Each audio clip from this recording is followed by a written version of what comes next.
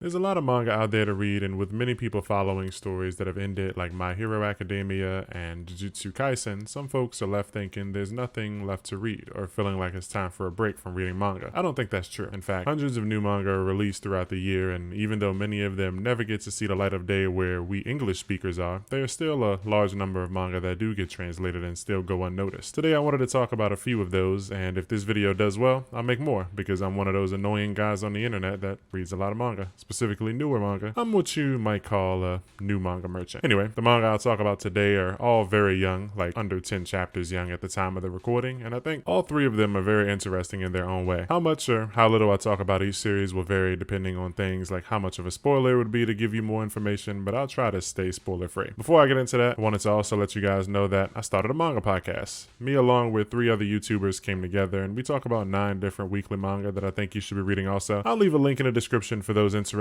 but fans of stuff like Kagurabachi, Gachi Akuta, Ranger Reject, and some others should certainly check that out. With the long intro out of the way, I'll go ahead and dive into today's first manga. The first manga I wanted to talk about today is called Yara. No, I'm not recommending it because its name is close to my own. It's a newer manga that started in October, and I think the vibe was definitely to give us something spooky, something eerie, something creepy. This manga is about a monster, or maybe it's a demon. It's certainly a creature. It's a beast of gluttony. In universe, I can see it being terrifying, but to us, the reader, it might be a little more on the silly side. It's not going to freak you out like some actual horror manga might, but this one is still fun so far.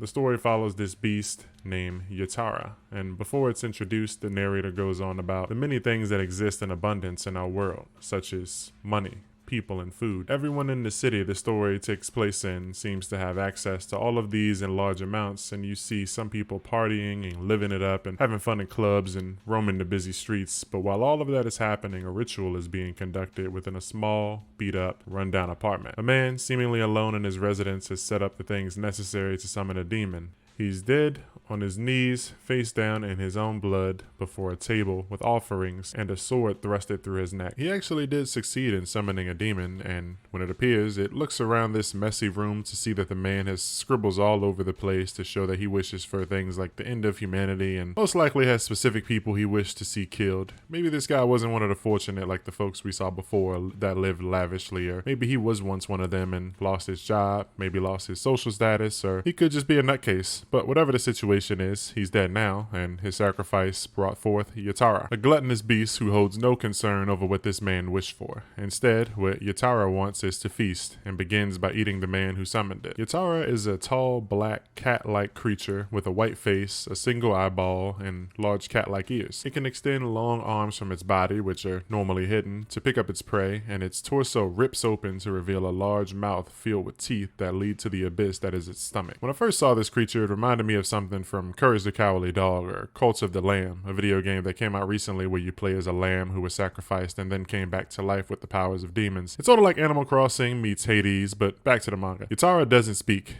In fact, everything about it is told to us in the third person by a narrator, and we learn many different things about it, like that it's over 1,000 years old and only cares about eating. It can eat anything. It has its preferences, though, of course. Don't we all? It prefers humans over most things, and children specifically taste better than adults. It can sense its prey when nearby, and can even tell the species and physical state without even seeing them. It finds another apartment in this rundown building where 3 children are living. Their life already looks like hell. They don't have parents, and there's garbage all over the living area. They're poor and starving. Yara can sense it and knows the feeling of starving all too well. When Yara goes to eat the 2 dying children laying together, a third one smacks him with their crutches, thinking that Yara is just someone breaking into their home, but Yara eats their crutches and begins sprouting arms to grab the children and then eat them. The kids scramble around and try to hobble their way away, but Yara is not bothered. It's not impatient and doesn't mind letting them use up their energy. They can't escape anyway, since it can do things like phase through walls. It is all powerful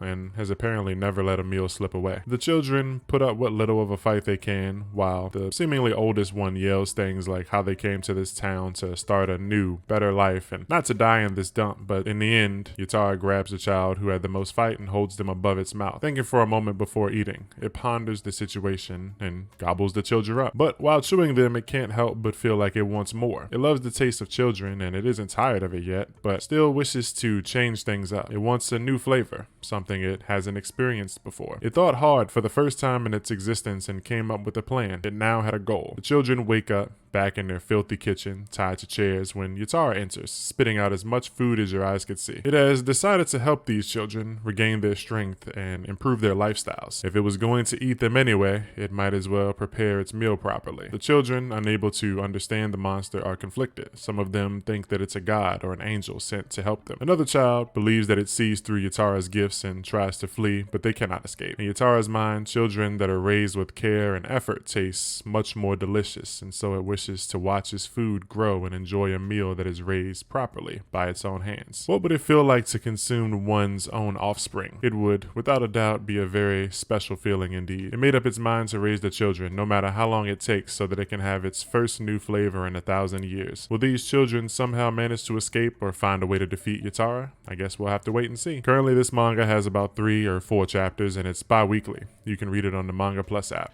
The second manga I wanted to talk about today is called Kakashi Wizards. It's by a returning mangaka, Yellow Tanabe. You might remember the name from their previous work, Kakashi or Birdman. I've never read Kakashi, but I heard it was great, and truth be told, I checked out Birdman a while back, and honestly, I just forgot about it. I'll come back to it one day, but anyway, this video is about Kakashi Wizards. It opens with a memory of a woman with cloth covering half her face, and she's saying, "You are this country's treasure, one capable of driving the world crazy and bringing nations to ruin. So to keep people from finding you, we must hide you away." And the character's eyes open. He awakens after an unknown amount of time to find himself submerged in a tank filled with red liquid. One that we would come to find out later is roses, and his body is covered head to toe in wraps. He looks like a mummy. Before him sits a man that appears to be meditating or simply just deep in thought. When the boy emerges from his container and stumbles to the ground, coughing and wheezing to catch his breath, the man comes over and congratulates him, welcoming to his new life. The man introduces himself as Zimu, a wizard and master of Shakutin Castle, the place that they're in. The boy doesn't know what a wizard is. He asks what the red stuff is. Zimu tells him it's roses, and he doesn't know what roses is either. Boy asks, who am I anyway? Zimu, says that, okay, the boy has amnesia, and he calls for Shimao, which is a large worm-like creature that grabs the boy and tosses him into a bath to get cleaned up. Shimao's a big-ass worm with hands. He's got like hands coming out of his mouth or whatever. But he brings the boy over, throws him in a big bathtub, and brings over another character who introduces himself as Raichi, a demi-human. Raichi examines our main character a bit, and after realizing that he's human, they walk away thinking about how human has probably never been within the castle walls before, and maybe Zimu has finally decided to take on an apprentice. The apprentice thing is brought up a lot, and I mean a lot.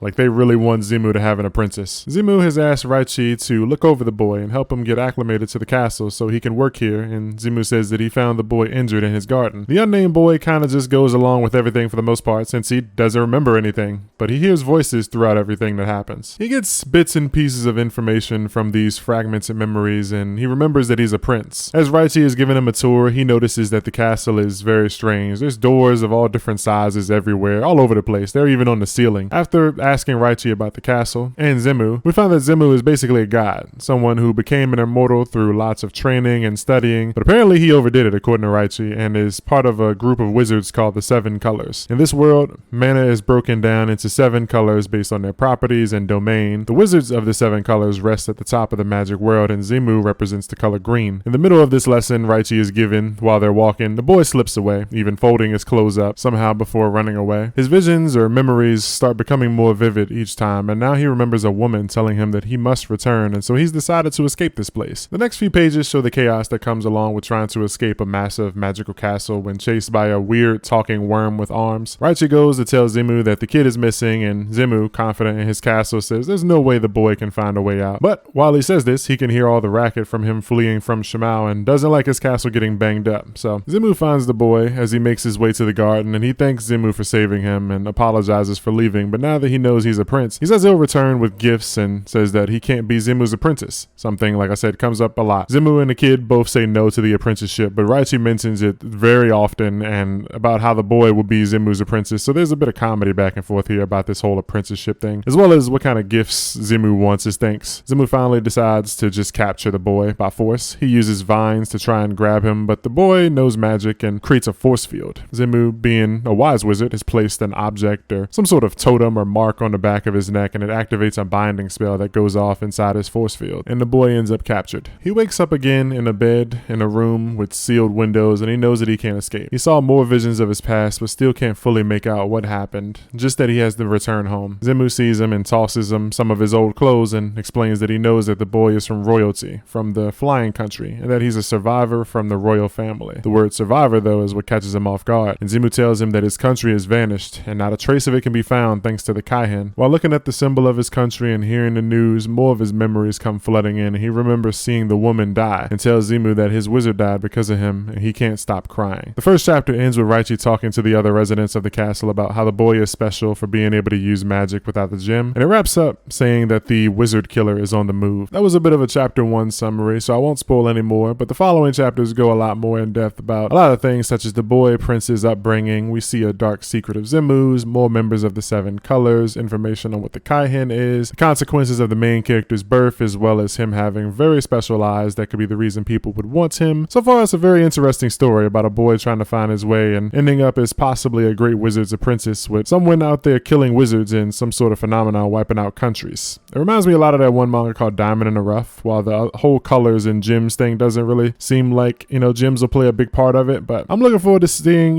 what comes from this series. Right now, there's about 12 or 13 chapters, and, I'm trying not to give too much away, but if you already read the series or if you plan to read it, let me know in the comments. The third and final manga that I'll talk about today is probably my favorite of the 3. It's called Smother Me, and before I really talk about the story, I just wanted to say I love the art style so much. So far, every chapter has had multiple color pages, and the story and its art remind me of a comic called Deadly Class. If you haven't read that, then you should check it out too. It's only like 50 or so chapters, and it's really good. But back to Smother Me. Its first chapter opens with a lesson in killing adults. Their main weapons are their sizes and experience, but physique can be countered with the right tools, and you should kill them before they can put their experience to use. We're immediately introduced to our main character. He goes by the name Snake because he kills his targets by strangling them to death, and he's a 13-year-old assassin. I know you've probably seen a lot of these assassin stories lately, and yeah, it definitely feels like Japan has been putting them out very rapidly lately. It's like their new favorite trend after isekai and mechs and exorcism manga, but this one feels really good to me. It's set in the dark, dirty streets of Detroit. Children are sold off and exploited on a daily basis by evil and corrupt adults. Our main character, Akio, is a victim of this. When we first meet him, he's being handed off by his mom to a man who introduces himself as Mori. Mori asks Akio what his mom told him, and he doesn't know anything. She didn't say anything. He was just happy that she held his hand for once, something he says she never does, and she always calls for him whenever she needs more alcohol. Mori told Akio that his mother sold him, and it's a common story here in Detroit. It happens all the time, and the reason for his mom's sudden care and touch isn't actually out of love or guilt for the awful thing that she's about to do. It's so that the child doesn't run away. She sold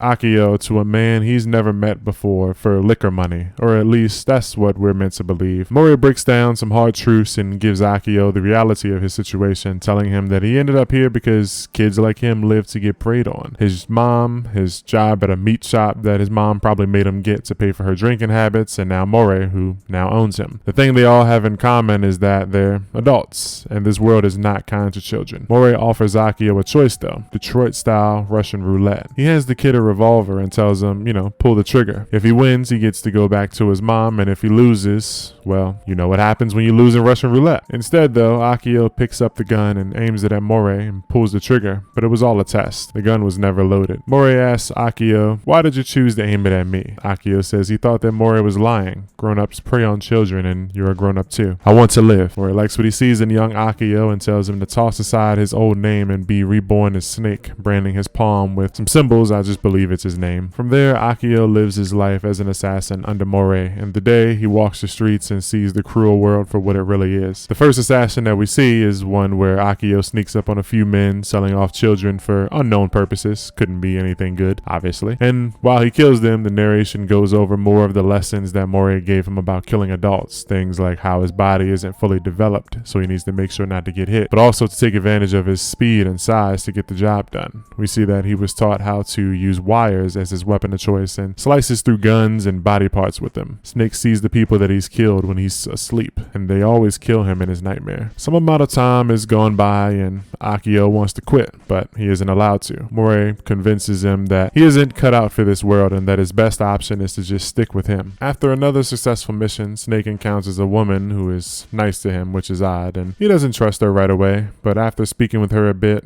and learning that she's blind and being told that he can always come back to her diner when he's hungry, free of charge. His cold heart, warms up a little bit. She tells him about her situation, which isn't great, but her goal is to collect a lot of money to get her eyes fixed, and she tells Akio that he should find a goal, something to work towards. Akio decides not to quit his job as an assassin and wants to help this woman, so he takes on a bigger job. And that's where the chapter ends, pretty much, but a lot more happens. Again, it's a very new manga, and I don't want to spoil things that happen afterwards, but as it goes on, you do learn a lot more about Moray, and Akio is put into a few tough positions and gets shaken up a bit about, what he knows and what he thinks he knows about the world he lives in. Like I said, this series so far has had, 1 to 3 color pages each chapter, and I hope they keep it up. It's been really cool, and I really enjoy reading this one each week, and would love it if you guys would join me by checking this out. If you made it this far, I appreciate it. Please leave a like, comment, subscribe, and if you haven't, then consider giving my manga podcast a try if you're into that. Again, I'll leave a link in the description, but that's going to do it for today. I had been planning on a super large manga recommendation video for about a year, but decided to break that up into multiple, so you guys will be hearing from me again really soon. Thank you for watching.